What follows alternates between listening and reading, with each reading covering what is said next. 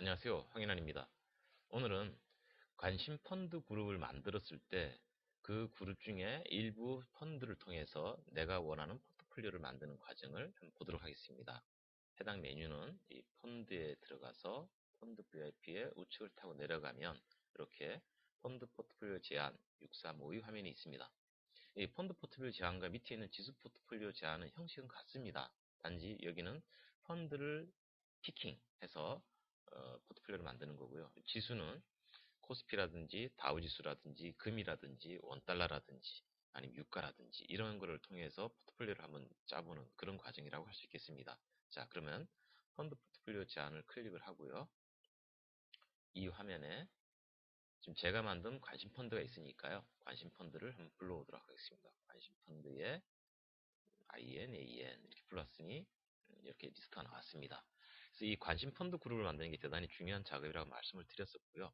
오늘은 이제 포트폴리오 제안상에서 한 3개의 종목을 피킹을 해서 어떤 식으로 투자를 하면 좋을지를 한번 보도록 하겠습니다.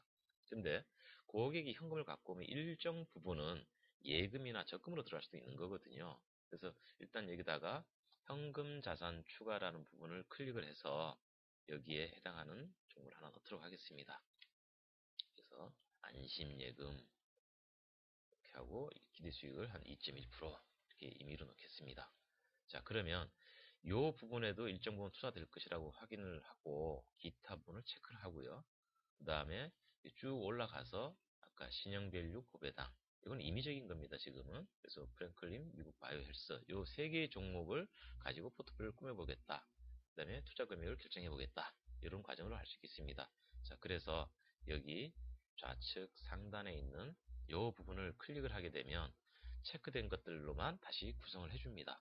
자, 보도록 하겠습니다. 이렇게 해서 클릭 이렇게 세 개가 모여진 걸 확인할 수가 있죠. 자, 이 상태에서 지금 여기에 적용하는 포트폴리오의 원리는 MVO 그래서 Mean Variance Optimization 평균, 분산, 최적화 이론 요거를 적용해서 합니다. 그래서 여기에 적용할 때 쓰이는 세 가지 요소가 첫 번째는 상관계수입니다. 그래서 요 셋 사이에는 둘씩둘씩의 상관계가 존재할 수 있죠. 그래서 이 상관관계 부분이 1에서 멀어질수록 뭐 위험을 저감하는 그러니까 포트폴리오 효과가 나는 이런 식으로 해석을 해줍니다. 그리고 물론 여기에 개수가 많이 늘어나도 포트폴리오 효과는 생긴다고 합니다. 그래서 상관계수에 대한 부분이 하나가 있고요. 두 번째는 변동성 위험, 그래서 표준 편차의 영역인데 이미 과거의 데이터를 통해서 표준 편차가 만들어져 있습니다. 주간 데이터를 많이 활용하죠. 그래서 표준 편차가 클 때는 변동성 위험이 큰 거로 인식을 합니다. 자, 두 번째가 됐고요. 세 번째는 기대 수익인데요. 이 기대 수익에 대한 부분은 어떻게 산정을 할 것이냐가 좀 중요한 부분이긴 합니다. 그래서 통상적으로 그 기대 수익을 산정하는 방법은 첫 번째는 과거에 이 정도 수익을 냈으니까 어떤 추세가 있었으니까 미래에도 이렇게 될 거야 라는 과거 추세법을 이용하는 부분이 있고요. 물론 뭐 1년 전에 난 수익이 올해도 날 확률은 30%도 안 된다고 합니다. 자, 과거 추세를 쓰는 테크니컬한 방법이 있고요. 두 번째는 이 각 종목마다 여기에 해당하는 여러 가지 시나리오가 나올 수 있거든요.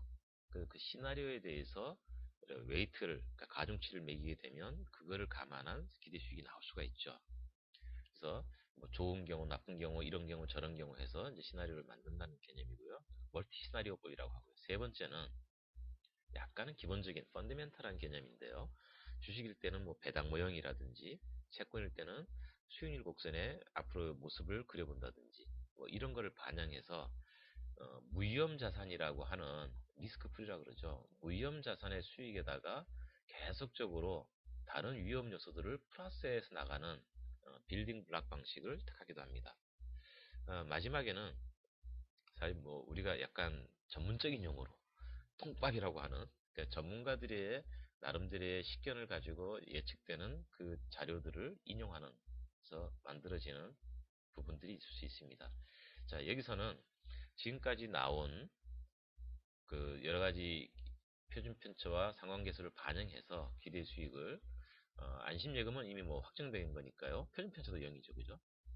그리고 프랭클린 바이오는 그동안에 1년 동안은 거의 한 50%까지 수익이 났지만 소박하게 30%. 신용 밸류 고배등도 꾸준하게 표준 편차에 대비해서는 대단히 훌륭한 성과를 냈지만 이것도 좀 소박하게 9% 이렇게 하겠습니다. 자, 그러면 말씀드린 대로 상관관계를 통해서 표준 편차를 기대 수익을 다 아울러서 나오는 효율적 투자선. 그래서 에피션트 프론티어 커브를 그려보도록 하는데요. 가기 전에 혹시 모르니까 상관계수를 한 번 더 보고 가겠습니다. 지금 보시는 것처럼 셋 사이의 상관관계는 이 대각선을 중심으로 해서 보면 이렇게 항상 같은 쌍이 이렇게 이루어지겠죠. 이렇게. 그래서 이 상관관계들이 1에서부터 먼 마이너스도 있고 뭐 2도 안 되는 수준이기 때문에 포트폴리오로서의 위험을 저감시키는 작동을 할 수 있을 것이다 라고 확인할 수가 있습니다. 자, 본격적으로 투자선을 한번 눌러보겠습니다. 투자선이 여기 있죠. 그래서 여기를 클릭을 하게 되면 이제 시장 지금까지 주어진 요소들을 바탕으로 해서 투자선이 그려지게 됩니다.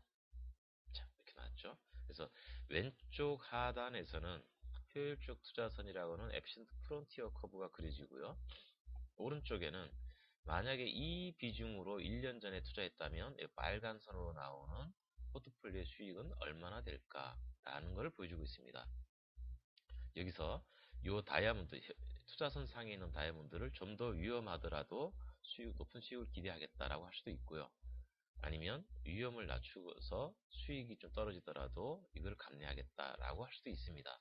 자, 이 방법을 이제 점을 한번 낮춰보면 지금 보이시나요? 제가 이렇게 누를 때마다 이쪽 투자 금액이 안전자산 쪽이 좀 늘어나고 요 커브는 약간 더 평탄화되는. 자, 이번에는 올려보겠습니다.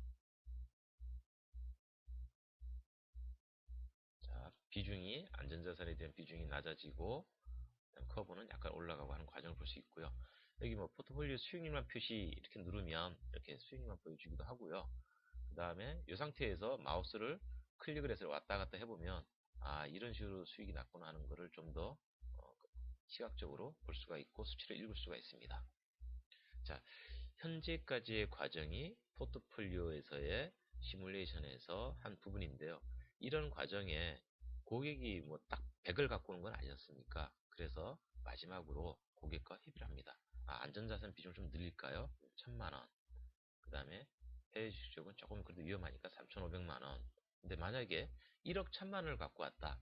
그러면 지금 4,500만원을 투자한 것이니까 여기다가 6,500이라고 이렇게 넣어주면 토탈 합계로 우측에 보는 것처럼 1억 1000을 투자하는 것을 확인할 수가 있는 거죠. 자, 현재까지 나온 그림을 다시 한번 정리해보면 기존에 만든 관심 펀드 그룹에서 제안하려 하는 펀드들이 들어있는 관심 펀드를 호출을 하고요. 그 다음에 안전자산으로 할 수 있는 부분을 현금자산성 투자 종목을 선정해서 입력을 했고요. 그래서 투자 대상들을 피킹을 해서 한 자리로 모아주고 그 다음에 이들 간의 상관관계를 통해서 기대 수익을 잡아주고 표준 편차를 확인하고 그래서 이 세 가지 부분이 요소로 작동되는 것을 확인한 다음에 투자선을 눌러서 효율적 투자선이 나오는 것을 확인을 하고 그 상태에서 그 위험의 수준을 올리거나 아니면 기대 수익률을 낮추거나 하는 작업을 통해서 포트폴리오의 점을 이동시키고 마지막으로는 이 부분의 투자 비중을 고객과 상담을 해서 확정을 하는 이런 프로세스로 진행을 했습니다. 마지막으로는 이렇게 해서 확정된 부분이 있다면 고객하고 확정된 부분이 있다면 이거를 저장 버튼을 통해서 이제 세이브를 하는 거죠. 물론 이게 안심예금이라고 해서 우리가 지금 넣은 부분은 여기 관심 펀드로 쭉 관리가 될 수 있는 게 아니라 임의로 넣은 것이기 때문에 저장되진 않습니다만 다른 부분들은 저장이 되니까 이거를 제한 펀드로 이제 저장할 수가 있습니다. 현재 이 화면을 화면상에서 설명하는 것이 아니고 엑셀이나 워드나 파워포인트에 제안서 작업을 통해서 설명을 해야 되는 경우에는 먼저 키보드의 F6 키를 이용합니다. 그래서 화면 캡처에 대한 작은 화면이 나오면 영역 컨트롤 클립보드를 선택해서 내가 원하는 화면에 가서 원하는 화면일 경우에 클릭을 해주고 해당 프로그램, 그러니까 엑셀이나 워드나 파워포인트에 가서 컨트롤 V, 그러니까 붙여넣기를 하면 됩니다. 그리고 여기에 좀 더 시각적인 작업을 위해서 첫 번째 상관계수 부분을 누르면 지금 포트폴리오를 구성하고 있는 세 가지 종목에 대한 상관관계를 그림으로 지금 볼 수가 있는 거고요. 이걸 캡처할 수 있고요. 그 다음 마찬가지로 배분 현황도 현재 투자 금액으로 되어 있는 부분을 비중으로 또는 금액으로 또는 유형으로 이렇게 표시해서 같이 보여줄 수 있는 부분이 되겠습니다.